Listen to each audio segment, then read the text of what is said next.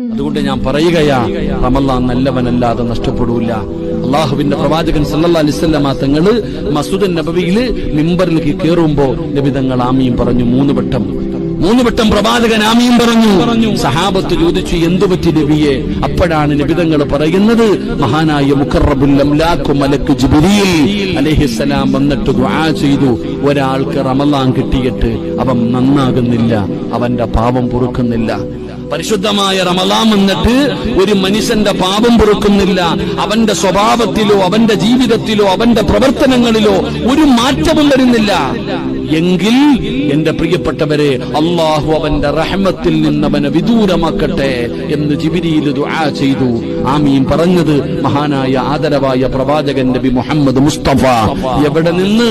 മസ്ജിദുൻ നബവി എന്ന് പറയുന്ന പള്ളിയുടെ മിമ്പറിന്റെ മുകളിൽ നിന്നിട്ട്. അള്ളാഹു നമ്മളെ കാത്തിരക്ഷിക്കുമാറാകട്ടെ. അതുകൊണ്ട് പണ്ടത്തെ